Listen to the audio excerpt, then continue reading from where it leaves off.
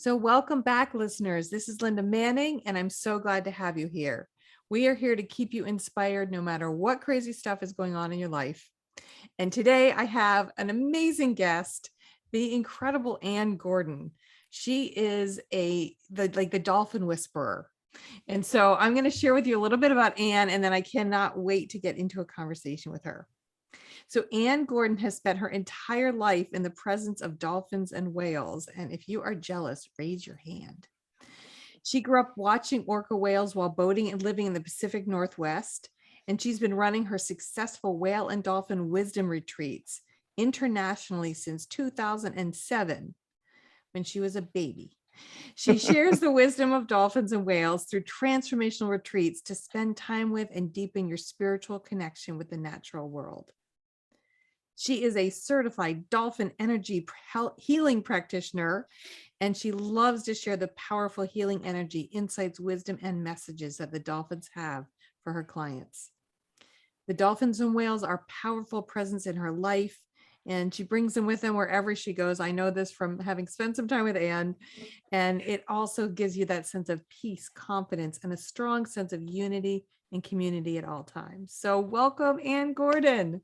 Thank you, Linda. It's really a pleasure and an honor to be here. Yes. So super excited to have you on the Trust Your Wisdom podcast. So Anne, let's go all the way back to your childhood, because apparently that's where it started. Right. So how did this, you were in the Pacific Northwest. Tell me a little bit about your connection to the dolphins and the whales at a young age. Yeah, my dad had boats as long as I can remember. So we were always spending like weekends and summer vacations out on the water. And from like 11 years old on, we lived right on the water. So I remember we'd always go down to the beach. I remember even in high school, sitting, doing homework in the spring on the beach, watching the orcas pass by. Wow. And so every time we saw the orcas, it was always joyful. It was always fun. And to me, their presence always felt, looking back, always felt like this loving, protective older brother kind of energy. Kind of like having mountains around you. You just feel safe in their presence. So that's kind of where it all started. Wow. What a blessing, right? To have been brought up in that Yes. situation. Now, I'm curious, do you have brothers or sisters? I do. I have one of each. They're both younger and they don't have the same connection and love for the dolphins and the whales. However, they both live right on the water. My brother has a boat. They love being out on the water, and they love seeing the dolphins and whales, but not as passionate as I am. They have their own passionate interests. I was just curious, was this a whole family thing, or were you kind of the leader of the pack here in terms of the dolphin and whale connection? Sounds like. Well, I'm probably the only one in the family who's what you would call spiritual in that aspect. So let's talk about that a little bit, Anne, because Sure. Anyone, whether they're spiritual or not, can enjoy looking at the dolphins and the whales, right? Yep. So how did the spiritual side of it open up for you? Is there a experience? Was it slow? What was your experience like? Yeah, that's a great question. And it kind of started, I was in college. I studied biology and animal behavior. So I had the scientific background. I grew up like many of us, going to church with the family, but it never really meant anything to me. Mm-hmm. And then when I got to college, it's like science. It was all about the science. So I kind of just ignored. I never felt the presence of God, or, it never gave me any peace or reassurance. So I was like, yeah, whatever, and would follow the science. And then after college, I started working. I was a zookeeper. I trained animals for movies and television for many years. And I even had a boyfriend for a while who was, he was Christian. He didn't go to church, but he read the Bible and, believed in Jesus and all of that. It's not that I didn't believe, it just didn't mean anything to me. Yeah, it didn't resonate with you. No, it did not.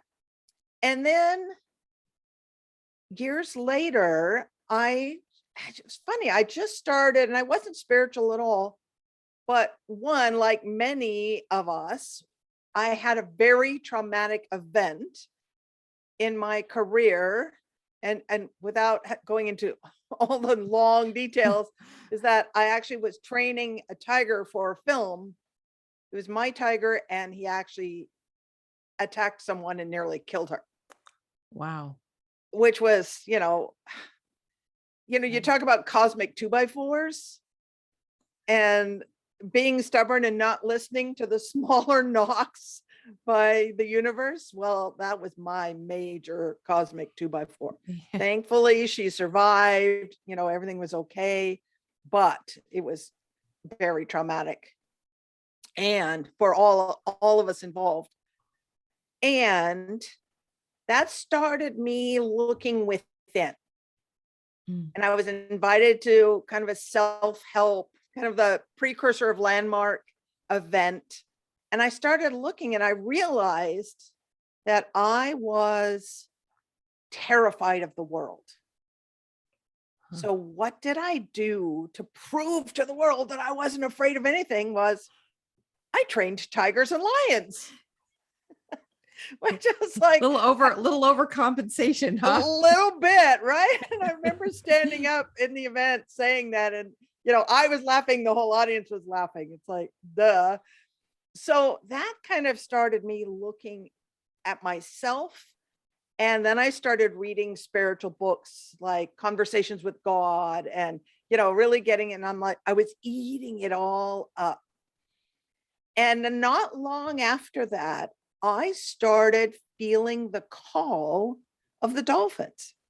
Hmm. And what that looked like for me was I just wanted to spend more time with them. And so I started looking at attending retreats where I could swim with wild dolphins. And of course, we had the orcas right there. I was still living in the Seattle area. So this was in 1999. And so I decided my birthday was coming up. I said to my friends and my family, I'm going whale watching. You are welcome to join me or not, but I'm going. So some of my family and some friends did come along, and it was the most amazing a day out on the water because yes, we found the orcas. You never, of course, know whether you will or you won't. Right. But not only did we find the orcas, but we found, if you know anything about the Pacific Northwest and the southern resident pods, there's J, K, and L pods. And you're lucky to find one of them. We found all three of them in what is known as a super pod. Nice. And we were with them for 2 hours. And they were showing every kind of behavior. They were breaching and tail slapping and fin slapping and swimming upside down right next to and under the boat. And I mean, there was whales everywhere. And what was fun is the boat I found happened to be the exact same make of boat that my father had when we were kids. My father had since passed. And that boat is very rare because the factory burned down in the 60s and they never rebuilt. So to find that kind of a boat, and the captain played the flute to thank the whales for coming. Oh, interesting. And he had a dog on board named Spirit. I was like, that's the boat. And we actually found dolphins that led us out to the orcas.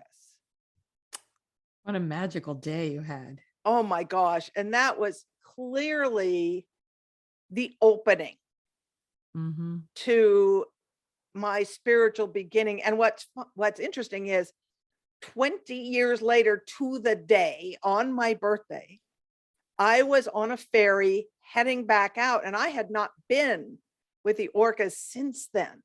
And I was on a ferry heading back out to lead a Spirit of the Orcas retreat. And on the ferry out to the islands, like literally within minutes of leaving the dock, orcas were breaching. Mm. And it was like this clear welcome back. It was amazing. Wow, you are blessed, Anne, because that is so special when that happens. Very special, very special. Yes.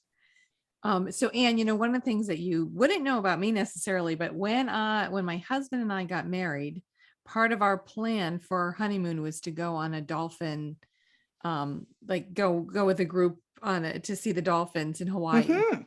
Nice. And the trip got canceled, but we went anyway. Good. And so we kayaked out some and we did see some dolphins. Nice. But I was really wanting it to be this kind of bigger group Yes, experience. sure. So then a few years later, I went to Bimini Yes. and have I been there twice, I think, and to go swimming with dolphins and had some Yes. pretty cool experiences actually connecting to Atlantis energy. And Yes. it was wild. Which you can easily do in Bimini. I lead a retreat there every year and in June, and it's like every time is the first time being with the dolphins there. It's amazing. Yeah. So one of the things I have done, so I have been swimming with dolphins, but Yes. I have never been swimming with whales. I've been on whale watches, so I've seen Right. whales, and I've Yep. had some like really amazing, breaching and tails and all kinds of cool stuff. Mhm. But I'm curious. So do you actually, because I know there's a few places in the world where they let you swim with whales. Correct. Yes. And is that something that you've also done? Oh, yes. Every opportunity I can. When I lived in Panama, I lived there for 15 years and I literally pioneered the whale watching industry down there. I would do it there, although the water visibility isn't ideal. It's about 30 feet visibility. And when a whale is 50 feet long, I guess I can see. Yeah. yeah, Not the whole kind of a thing. problem. So, but I have done it in both the Dominican Republic and in Moorea, French Polynesia. And I do lead an annual retreat to French Polynesia to swim with the whales there. And it's amazing because they are so gracious. It's probably the best word. Okay. Because, a humpback whale is the size of a school bus. Yeah. And they come so close sometimes. I mean, they'll send out their big pectoral fin, sometimes within inches of your body, and they know exactly where you are. They are very careful. And one day we had a mother humpback whale with her calf. And usually it's the calf that's more friendly and curious and interactive. But on this day, it was the opposite. And mom was literally swimming circles around our group and waving her pec fin at us and sticking it in our faces. And she did this probably 5 times. And it was and then she breached not far from us and did a spy hop, sticking her face completely out of the water within like feet of us.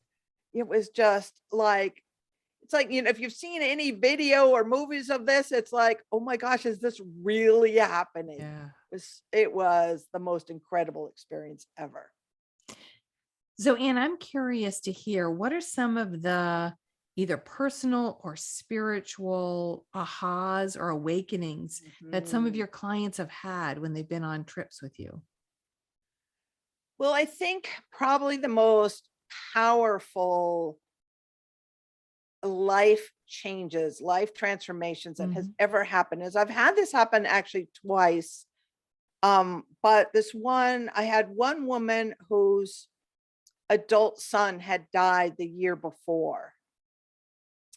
And of course, the parents' grief and survivor guilt and all of that was just, awful for her, and obviously had a hard time dealing with that grief and sadness. And she came on one of my retreats and we never discussed it. I had already decided that I would never bring up her son's death, but I was there and open if she wanted to discuss it. And she never did, which was fine with me. I left it up to her. And on the last day of the retreat, she walked up to me and she said, "Thank you." She had this big smile on her face. And she said, "I finally feel like I have permission to be happy again." Oh, wow.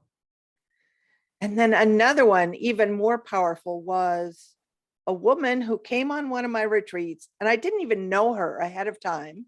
She was a friend of a previous client, and she came on the retreat. She was a little reserved, didn't participate a whole lot, say a whole lot, but she was having a good time, clearly, until the final sharing circle of the retreat, when she told us all that 7 years prior, her husband and the family dog had died in a car accident where the car burst into flames Mm. and they couldn't get out. And the worst thing was that she was driving behind them, only 2 cars behind, and saw the whole Oh, thing. I can't even imagine the horror of that. no, I can't either. That's Yeah. beautiful. Yeah, awful. And what she shared with us was this was the first time in 7 years that she felt happy. Mm. Wow. That is the power of a whale and dolphin wisdom retreat. And even from my very first retreat, I noticed that just spending time with the whales on that retreat, that what would happen was this very beautiful and gentle release of blocked emotions and limiting beliefs that would just bubble to the surface, come up, and be gone. Wow. Just so beautiful. I don't know about the listeners, but this is on my bucket list now. I mean, it was already on my bucket list, but now it's moved up. Like Nice. I want to go. I want to view the whales. Nice. And so Anne, for you personally, what are some of the personal growth and shifts that you've made? Because part of what I think helps is when we're vulnerable, right? When we share Yes. our authentic selves. So I'd love to hear a little bit more about you and how you've grown. Oh my gosh, I could go on all day about this. The dolphins and whales have taught me so much. My life is so different than from before they made their presence known. And in my dolphin energy healing sessions, they tend to share with me visions and messages for my clients that also are really powerful life lessons for anyone. For example, that and I've actually physically observed this with dolphins and whales, that when things get rough, for Mhm. example, stormy weather at sea and big waves, they don't do what we humans do when we're faced with a challenge, which is resist, avoid, ignore, Freak out is my freak favorite. out. Exactly. They don't do that. In fact, they do the exact opposite. They play. Mm. I have watched dolphins and whales in huge storms, 40-knot winds, pouring down rain, start breaching and jumping and slapping their fins over and over and over again, using the force of the storm to propel them higher than they could on their own in flat, calm water. So how I take that is that, what if we use the force of a challenge to surf through it Mm-hmm. and to see it from a whole new perspective? Yeah, that really, what you just said really spoke to me. It really, I could feel it as you were saying it, Yeah. of like, oh, what if, because I'm going through like a lot of stuff right now. And I was like, oh, what Mm, if I play my way through it? What if I surf yes. my way through it? What if I, Right. instead of going, ah, Right. and how do I make it, how do I intentionally make it more playful? Right. Yeah. Right. Exactly. And we can. We can. So another one that is one of my very favorites is transparency. because we all know that dolphins have, and some whales have echolocation, Mm-hmm. also known as sonar. And with that echolocation, they send out a sound into the water. And even in complete darkness, they can see with that sound. And they can see, obstacles in their way, coral reefs, they can see sharks, they can see fish to eat, because some dolphins hunt at nighttime. Hmm. And so they only use their echolocation to find their food. Now, what they can also do with that is not just see in low light conditions, but they literally have X-ray vision. So they can see into the body of the fish to find if there's a broken bone or a weakness. So who's the easiest one to catch? Ah, interesting. Right? And so they can also see inside the bodies of each other to see if there's a disease, if there's a problem, or if there's a pregnancy. And dolphins that are in human care have actually, in many cases, identified and signaled that there's a pregnancy in one of the trainers before she even knew it. Wow. Oh, how neat is that? Now here, let's take it even a step further.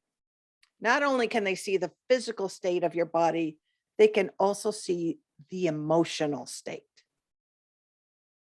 Now, if you think about that, it may sound crazy, but when we're upset, when we're sad, when we're angry, we hold our body differently than when we're relaxed and at peace and joy, Sure. right? So they can see those subtle differences. So the way I read that is that, and what they have told me is that there is no such thing as a secret or lie in the world of dolphins. Hmm. Just imagine if in our human world, there was no such thing as a secret or lie. It is actually almost unimaginable. It is for us because we all have something, deep, dark secrets, even from our closest friends and loved ones. What if they knew this about me and they wouldn't really, they wouldn't love me if they knew that, right? Right. And at first, on the human perspective, it's kind of scary to think, what if somebody truly saw me? But when you get past that fear, think of the freedom of never having to hide anything from anybody. Yeah, definitely. A lot of Yes, freedom. lot. It is Yeah, what it is. It's out there. yeah, exactly. And the energy we waste trying to hide those things, right? In And then, my first dolphin excursion, mhm, swimming with the dolphins, I was not the honeymoon one, but the one after that. I right? was about 6 months pregnant. Oh, wow. I bet they loved you. So I was like hoping they would, be sonaring the baby or something. Yes, yes, I'm sure they did. Whether you felt it or not, I'm sure they did. I'm sure they knew. So another one is the whales represent abundance. Hmm. They are the largest animals to have ever lived on Earth, larger than any dinosaur ever was. Really? I didn't know Yep. that. Because the blue whales can be up to 100 feet long, 30 meters, and dinosaurs were not that big. And many of the largest whales, including the blue whale, eat some of the smallest creatures, krill and Okay. plankton. It is interesting that way, isn't it? Yeah. And you never see a skinny whale, do you? I don't think I ever have. Right? And so that they never struggle with abundance like we humans do. And in fact, the common belief, especially among fishermen, was that the more whales that are out there eating krill and fish, the less fish and krill there will be. But science has proven that it's actually the opposite. The more whales that are out there eating, the more whales the more fish and krill and plankton there is for everybody to eat. Yes, the law of supply and demand is really interesting that way. Even Yes. when we went to Yellowstone a few years ago, Mm-hmm. found that when wolves were reintroduced, and of course some of the Right. farmers near Yellowstone don't like the wolves, and I Right. understand that, but from the Yellowstone perspective, when wolves were Yes. reintroduced, everything got healthier The rivers came back. because, all of a Yes. sudden the balance was there. There was a different balance, Yes. and it was Right. nature responded to that balance. Correct. Yes, exactly. And I guess Yeah. we also respond to that balance. We do. We do. And when there's more whales eating fish, there's more fish for us humans as Yeah, well, exactly. right? We More, all more is benefit from more. that. Yes, more is more. Yeah. So Anne, I know one of the things, listeners, is that Anne has created a really gorgeous deck of cards with all Yes. different pictures. The pictures are really beautiful. And so I've asked her if she would pick a card that will, so I want you to feel whatever the vibration of the card is. Anne doesn't know, I don't know. Yes. She's going to Nope. randomly pick a card and she'll read it to us. And then, because part of what I love is to really keep our listeners inspired. And Yes. so let's see what the card has to say. All right. This is from my Wisdom from the Sea deck. So this is all channeled information. So let me just tune in. Wants me to go there. Okay, let's see what it is. Aw, it is the harp seal. Oh, and if you can see it, listeners, someday I'll post this on YouTube. It's a cutest little thing. You know what I'll do is I can send you a picture of the card and you can post it in the show notes. Perfect. We'll do that. We'll do that. So look in the show notes to see the harp seal. So the message from the harp seal is bring out the best in yourself. Harp seal tells us we want to help bring out the best in you. Think of us and feel our love for you. Thank you, harp seal. Yeah. So kind of looks like my puppy, I think. Yeah, they're pretty adorable, the white, fluffy baby seals. Yeah. So really, everyone, taking this moment right now, even think about, what would it take to bring out the best in you? And not only from action and doing, but to allow yourself to receive the support, of the harp seal or whatever you align to just be in that receivership so that you're not bringing out the best from effort, but from flow. Yes. Yeah, absolutely. Oh, awesome. So, Anne, I have to ask you, in the past couple of years with COVID and everything, I know you've been doing some virtual retreats. Yes. Which I found really interesting. And I was like, how do you do a virtual dolphin retreat? So tell me a little bit about, how you thought of it or what you do to still bring in the whale and dolphin energy, even when you're not actually physically with them. Yeah, sure. In a normal year, I lead 4 to 7 retreats a year. And then COVID happened. I still was able to lead my Bimini retreat, thankfully, a much smaller group than normal, but the rest I had to cancel. So I thought, well, how do I keep this going? And so I thought, well, how could I translate all of that experience? And I thought, well, why do people come on my retreats? And it is to connect with the dolphins or the whales. And I also know that the spiritual connection is equally, if not more powerful than the physical connection. And the spiritual connection will stay with us. Right. And can deepen and grow. And so what I created is something that I call spiritual swims, which is a fun name for a guided meditation that I lead in my virtual retreats where you do swim with the dolphin or the whale.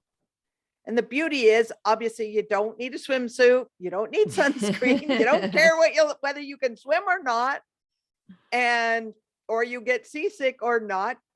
You can swim. You don't even need to hold your breath, and you can dive as deep as the dolphin or the whale goes. And in a spiritual swim, you can have a conversation with them. Nice. You can even merge with them.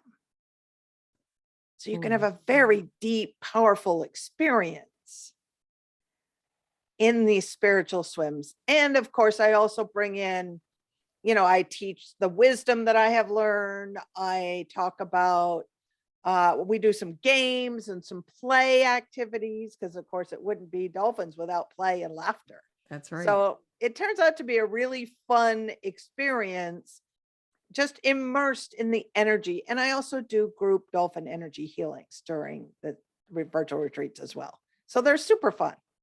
Yeah, sounds great. Yeah. But I still want to go to French Polynesia. So Yes. Yes. all right. And we've talked about everyone has their ups and downs and their challenging moments. Yep. And what is it that you do to stay inspired? Because part of this podcast is to help people stay inspired. So what is it that you do when you're Well, not with the here's dolphins and the when whales? I'm not with them. That doesn't count. Right. But here's the thing. I'm never not with the dolphins and the whales. As we were just talking about the spirit connection, ever since that connection has been opened within me back in 1999, I have never felt alone. Mm. I mean, yes, physically I can be alone. I live on my own, but I'm never lonely. I never feel like I'm not supported, like I'm not loved. Mm. And does that mean I can't be sad or frustrated or angry? Of course not. I'm human. I have my moments, but I never feel at the level that I could have gone before I developed this connection. And so one thing that I do, and I do this every night before I go to sleep, but if I'm particularly struggling, I can do it at any time. And it's something anybody can do. And that is, I invite the dolphins and the whales, to send me their powerful healing energy. And I give them permission to adjust my frequencies in my physical body in any way that is for my highest good. That is great. So let's just say that one more time so the listeners can really get that. So Yes. you invite in the dolphins and the whales. Go ahead. And I'll just say it the way I say it so you Mhm. can copy this exactly. Dolphins and whales, I invite you to send me your powerful healing energy. I give you permission to adjust my frequencies and my physical body in any way that is for my highest good. Love it. Thank you. I will type Welcome. that in the show notes. So that Yes. anybody who wants to practice that, and I know I certainly will, Nice. can practice it. All right, wonderful. So, Anne, I know that you have a gift that you're willing Yes. to give to listeners. So, and of course, the link to it will be in the show notes. So, tell me about the gift. Yeah. So I have a guided meditation for those of you who are interested, like, how do I connect with the dolphins? This is a guided meditation for you to meet your personal dolphin spirit guide. Yay! And if you're thinking, do I even have one? Well, if you want one, you can have one. Everybody who's open to it will receive one. And in this guided meditation, you will meet, you will learn about your dolphin spirit guide, you will receive messages. And it's all recorded. You could go right now to dolphinspiritguide.com and it's there waiting for you. Great. So, yes, I know I'm going to go meet my dolphin spirit guide. Why not? Nice. Why Right? not? Why not? Can never Yes, have too many spirit guides in my of book. And the course. dolphin one sounds like a lot of fun. It is. And even if you already have a dolphin spirit guide, you might deepen that relationship, or maybe you'll get another one. Abundance. Yes. All right, fantastic. Well, Anne, are there any messages that you want to give?